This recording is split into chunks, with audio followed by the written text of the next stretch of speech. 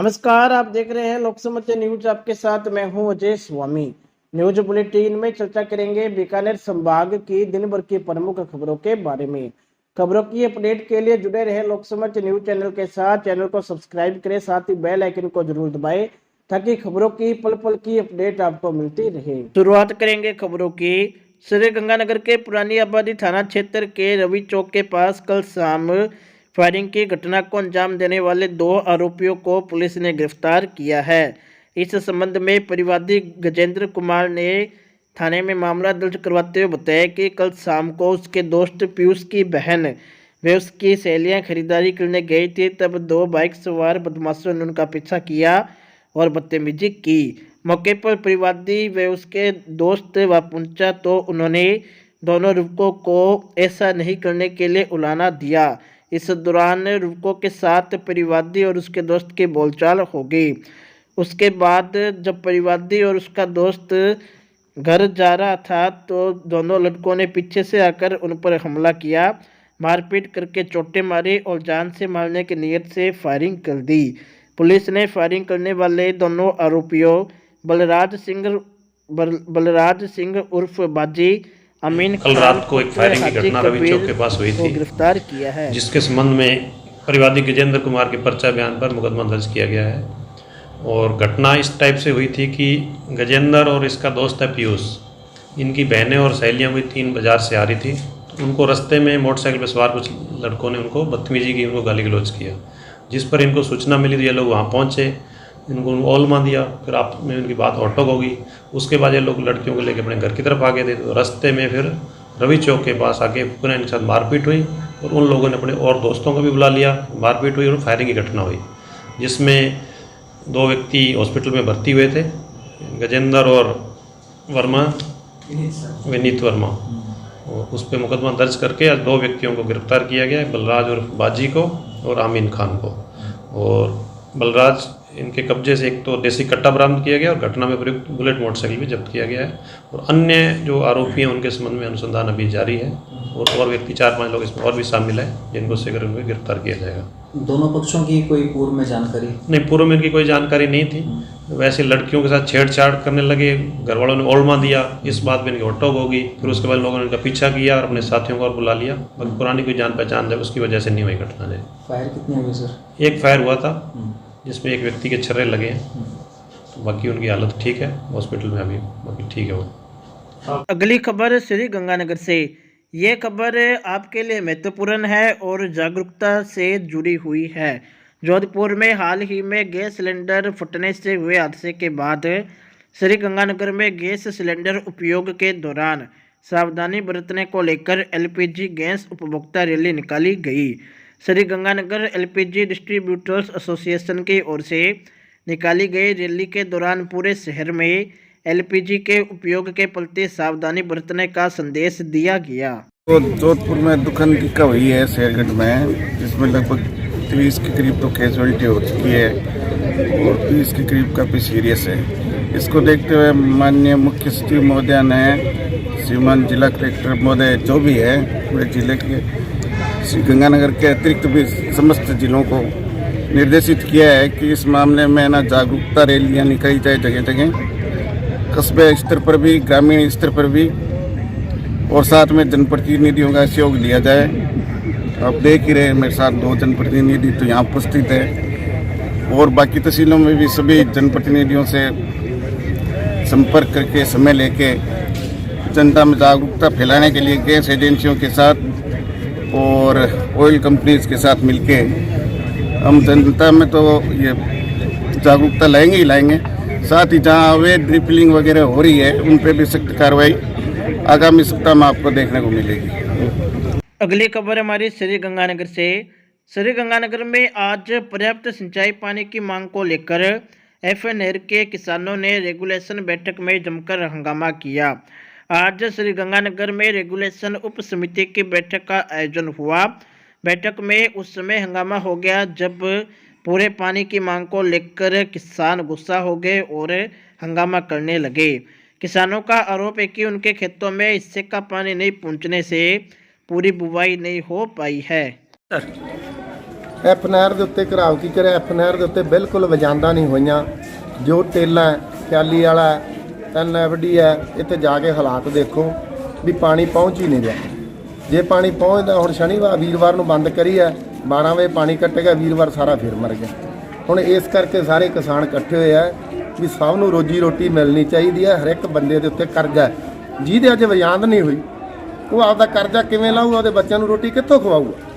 ਇਹ ਇਸ ਕਰਕੇ ਇਕੱਠੇ ਹੋ ਕੇ ਸਾਰੇ ਭਰਾ ਆ ਵੀ ਇਹਨੂੰ ਐਫ ਨੂੰ 15 ਦਿਨ ਚਲਾ ਦਿਓ। 15 ਦਿਨਾਂ ਦੇ ਵਿੱਚ ਦੀ ਸਾਰੇ ਵਾਰਾਂ ਨੂੰ ਭਰਪਾਈ ਮਿਲ ਜੂਗੀ, ਸਾਰੇ ਵਾਰਾਂ ਨੂੰ ਪਾਣੀ ਮਿਲ ਜੂਗਾ।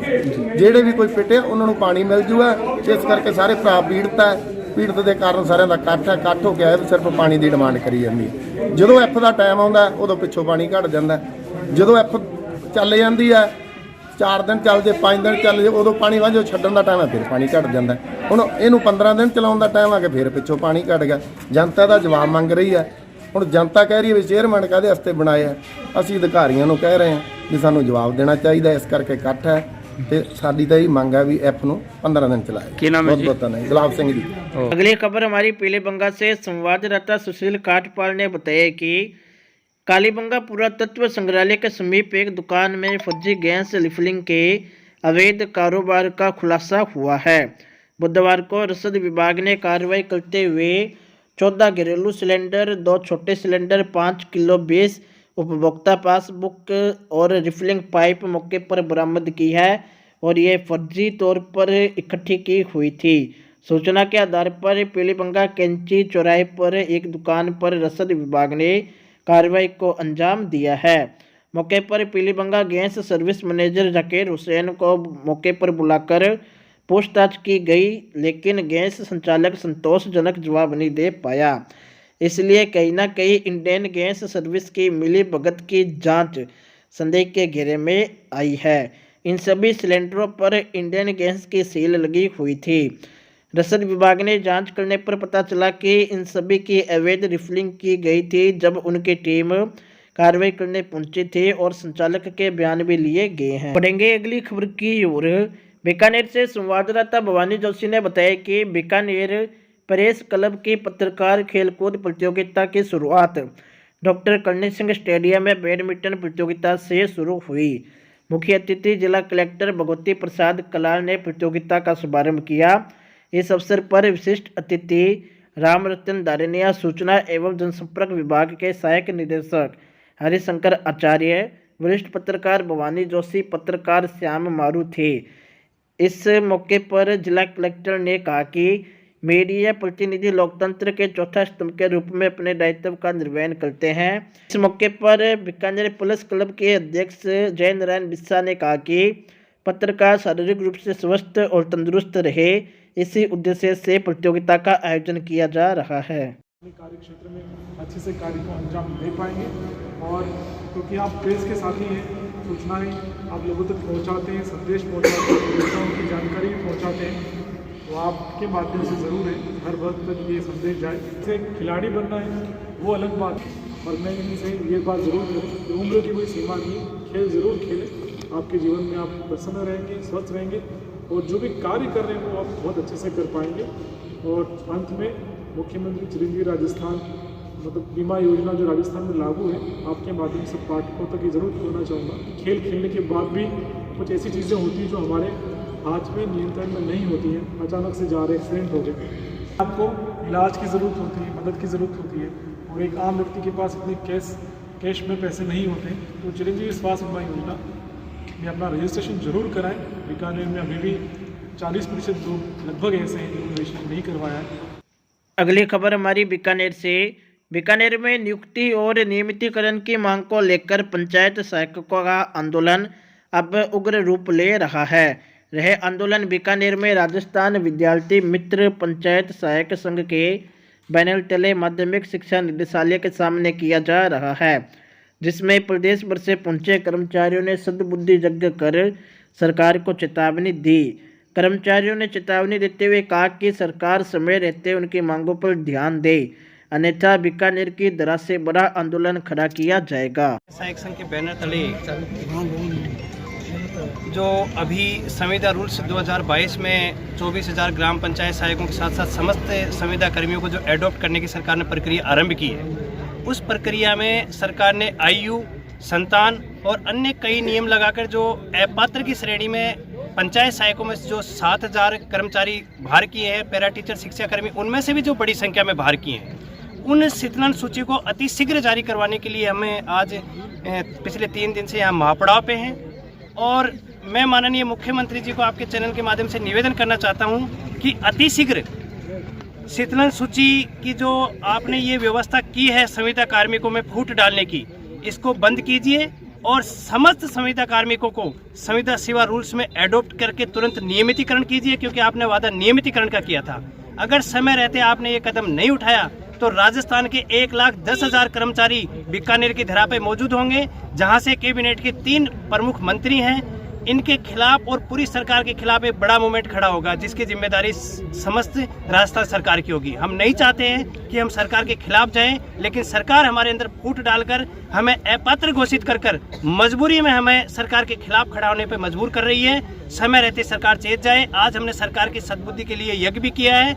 हमें पूर्ण विश्वास है कि सरकार को सद्बुद्धि आएगी। अगली खबर हमारी हनुमानगढ़ से संवाददाता प्रदीप पाल ने बताया कि हनुमानगढ़ के गोलूवाला सिंहागान के वार्ड नंबर 1 में अपने ही ससुराल घर के बाहर मासूम बेटी के साथ धरना देने वाली विवाहिता के ससुर ने मीडिया के सामने आकर अपनी पुत्र वधू पर झूठे आरोप लगाकर छवि धूमिल करने का आरोप लगाया है। उन्होंने आरोपों को सिरे से निकालते हुए पुत्र वधू के सभी आरोपों को झूठा बताया। नाम बताएं सर, और कहाँ से आप? सर नमस्कार, मेरा नाम ओम प्रकाश सोनी गोलूवाला से हूँ, वार्ड नंबर 1 सिंहागान से। आप बताएं क्या मामला है? सर 8 दिसंबर को मेरी बेटी की शादी थी। उससे एक दिन पहले यानी 6 तारीख की शाम को मेरे बेटे की पत्नी कंचन वो मेरे घर के गेट के सामने आई और वहाँ शोर शराबा करने लगी और वो गली में आकर के बैठ गई और 1.5 साल से वो अपने मायके बैठी थी। 3.25 साल की शादी थी, उसके अंदर 12 महीने पहले बैठ गई और 3 महीने पहले बैठी और 1.5 साल से अब से अपने मायके बैठी थी। उसके अंदर हमने उसको कभी घर से बाहर नहीं निकाला और अभी भी हमने कभी उसको कोई अपशब्द नहीं किए, कोई अच्छा बुरा नहीं, कोई भी दहेज की बात वो बोल रही कि दहेज मांगा, ये किया। एक भी कोई हमें सबूत पेश कर दे कि हमने कहीं भी दहेज मांगा है। अगर हमने कहीं भी दहेज मांगा होता तो हमारे खिलाफ वो मुकदमा कर सकती थी। उसके बाद सर मेरा बेटा जो है वो भी मेरे कहने में मैंने उसको समझाया कि किसी तरह से घर बसाओ, तो वो मेरे खिलाफ हो गया। तो उस खिलाफ होने के कारण मैंने उसको और अपनी बेटे की पत्नी इनको मेरे घर से मैंने इनको बेदखल कर दिया और बेदखल करने के बाद मैंने बेटे की जब रिश्ता तय किया तो उसके बाद मेरे बेटी की ससुराल के अंदर जो मेरे बेटे की जो यानी हमारी बहू है उसने ये बोला कि इनका चाल चलन अच्छा नहीं है, इनका रिश्ता तोड़ दो, ये कर दो। वो पहले रिश्ता तोड़ाने की कोशिश की और उसके बाद जब रिश्ता नहीं टूटा तो इनका मकसद ये हो गया कि शादी किसी तरह से शादी रोकी जाए और शादी को ख़राब किया जाए। तो इस मकसद को लेकर के ये बेटी जो है ये 2 दिन पहले आकर के हमारे घर के आगे हंगामा कर दिया और मीडिया को बुला लिया और मीडिया एक तरफा इस बच्ची की बात सुन करके जो इसने बोला वही मीडिया ने चला दिया और छाप दिया। इससे हमारी छवि जो समाज के अंदर छवि थी वो ख़राब हो गई, धूमिल हुई है हमारी प्रतिष्ठा और हमें इससे बहुत निराश है और हमारा परिवार इतना निराश है कि हम ये कभी सोचते हैं कि क्या करें, जिए या मरे, कहाँ जाएं हम। तो मेरी एक ही विनती है कि हमारा कहीं भी कसूर है तो हमारे पूरे परिवार को, अगर हम दोषी हैं तो हमें अंदर डाला जाए, जेल में डाला जाए, जो हमें सजा दी जाए हमें वो मंजूर है। अगली खबर की ओर श्री गंगानगर के चौधरी बल्लूराम गोदारा राजकीय कन्या महाविद्यालय में वार्षिक खेल कूद प्रतियोगिताओं का आयोजन उमंग 2022 के अंतर्गत किया गया है। उद्घाटन समारोह में महाविद्यालय प्राचार्य डॉक्टर आशा शर्मा ने खिलाड़ी छात्राओं का उत्साहवर्धन करते हुए कहा कि प्रतियोगिताओं में स्वस्थ प्रतिस्पर्धा की भावना होनी चाहिए। मुख्य अतिथि पूर्व शारीरिक शिक्षा अनुदेशक भीम सिंह सिसोदिया ने कहा कि खेलों से शारीरिक के साथ मानसिक विकास भी होता है। इस अवसर पर डॉक्टर रेखा भारद्वाज ने प्रतियोगिताओं की रूपरेखा प्रस्तुत करते हुए बताया कि महाविद्यालय में खेलकूद हेतु 4 सदन सरोजनी, पद्मिनी, गार्गी और मैत्री बनाए गए हैं और प्रतियोगिता 2 दिन तक चलेगी।